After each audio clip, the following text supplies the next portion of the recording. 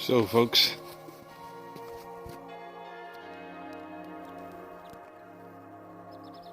I'm in Macedonia and I'm looking for a hidden church. It's an old church, a beautiful church.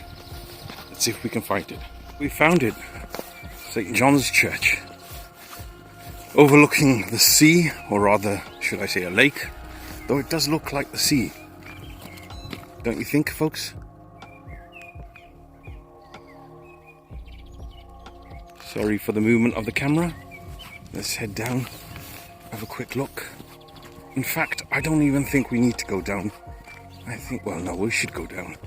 I'm just conscious of the fact that I've left my bike unlocked with things open, including passport, wallet and whatnot. It's a silly thing to do really, but let's see what we can do. Let's just take a video of this and then run back.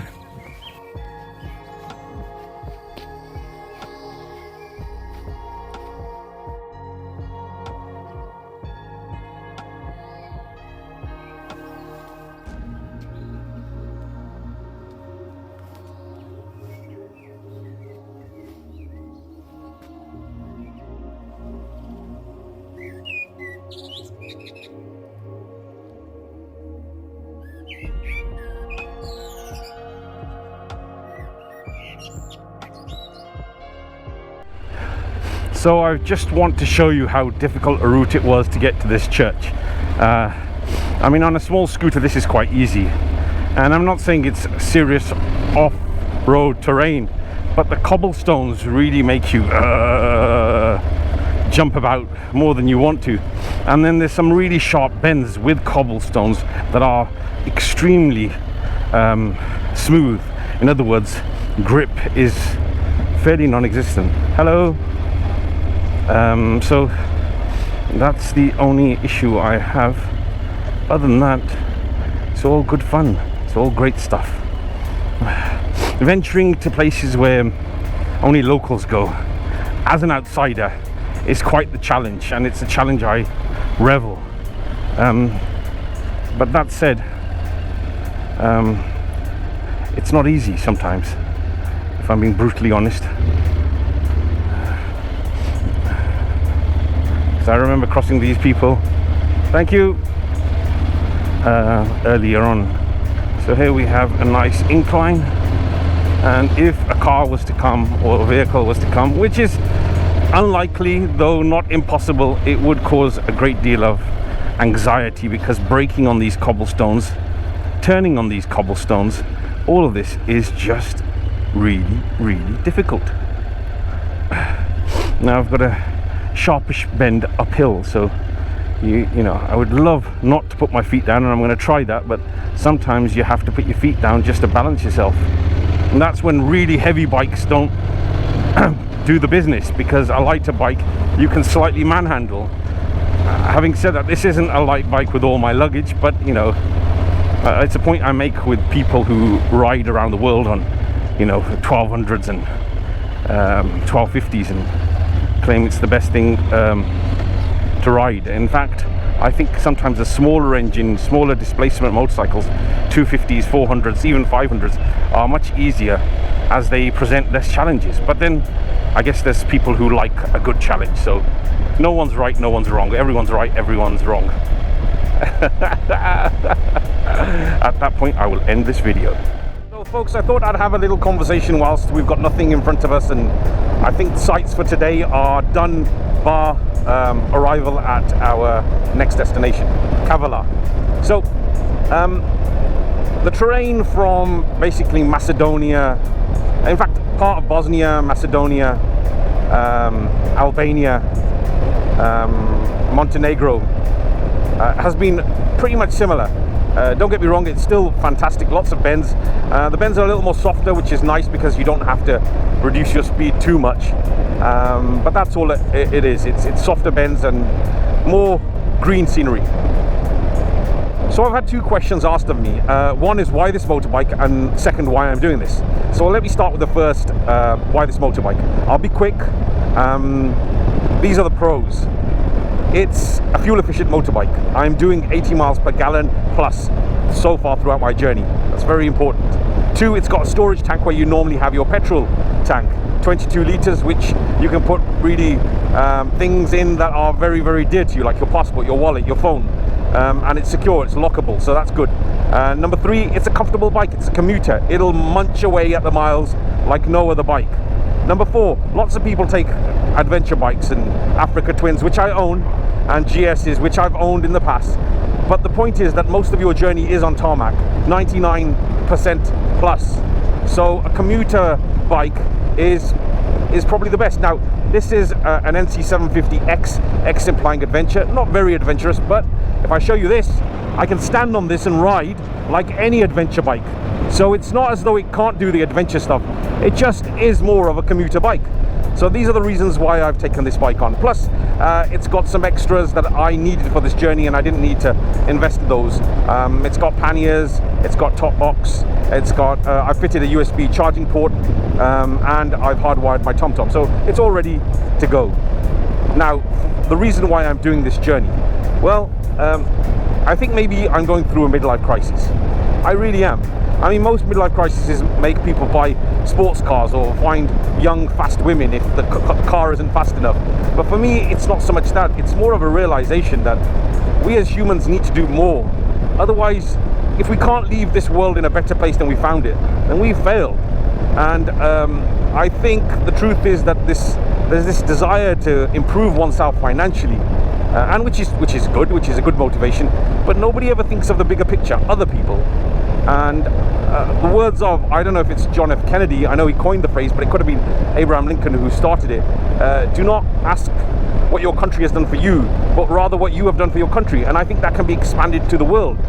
Don't ask what the world has given you. Ask the question what you've given the world. And I'm not saying I'm giving the world much, but by pursuing travel, which is very close to my heart, and trying to gather as much as I can towards giving to charities, both in terms of awareness and money, I feel I'm doing my little bit, and it is just a little bit. Don't get me wrong, the people that are giving are you out there who donate through the GoFundMe page or who watch my videos, because the more you watch, the more YouTube pays. I mean, it pays peanuts, but the fact is eventually I hope in years to come that the viewership is increased and then more is received via YouTube, and that can be given to support the charities, so, or used rather, and that's what I'm trying to do. So it's just that my midlife crisis is a little bit different to others. I wish I had the other one. I wouldn't mind fast cars. Not so sure about the women, but the cars I'm definitely up for. But yeah, so that's the story. That's the reason why I'm doing this. Right, folks, the reason I'm pushing the bike is because I'm running on empty. I'm literally at the end of my reserve, and I didn't want to fill up in Macedonia because they use dinars, and then it's just a whole heap of charges on my bank card, which I don't mind if I have a choice. But I know in Greece they use euros, so I can just fill up without worrying about paying by card. So I'm thinking as soon as I cross the border, I'll get to a petrol station and I'll fill up. So I'm conserving the little fuel that I have. Maybe I have a litre or two in the tank, maybe. And that's me being extremely optimistic. So this is border control between Macedonia and Greece. Welcome to Greece. Just stopped at the customs. They asked if I have a green card, and I told them I've got British insurance, which I'm sure covers me for EU countries, and this is EU country. So oops daisy, I'm supposed to be turning left here. Oops daisy. You know what, I need to get some fuel in. So what should I do? I need to get fuel in.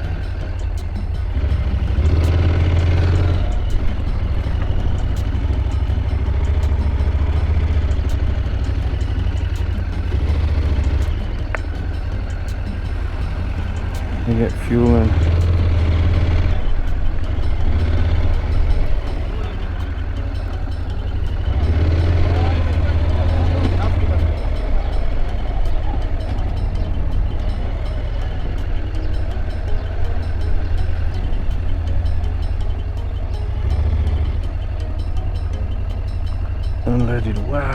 2:23.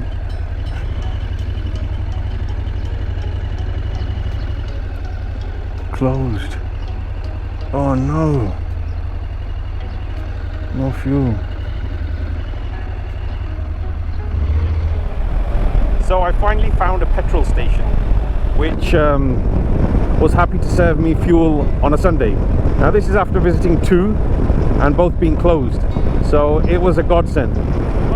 It's absolute magic when you've got a motorway all to yourself with beautiful landscapes either side. Look at that. I've been riding alone for a little while. I mean, don't get me wrong, I'm not alone. I talk to myself, me, I. So there's three of us, myself, me and I. And him, which is Ikram, which is me. Anyway, I'm going crazy, I know. Potty doolally. But I just wanted to show you the splendor of riding alone. Wow, this is an old bridge.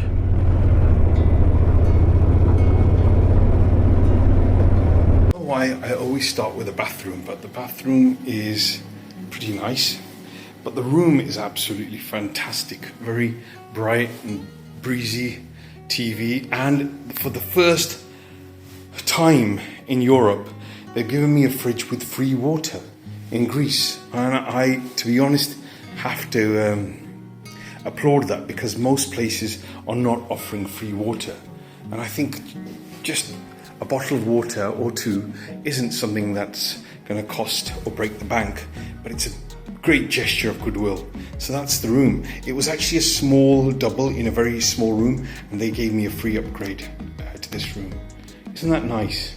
I'm honestly meeting such wonderful people on the way. And you know, I said part of the reason for doing my journey is to put back the human in humanity. And I'm definitely seeing that here on this ride.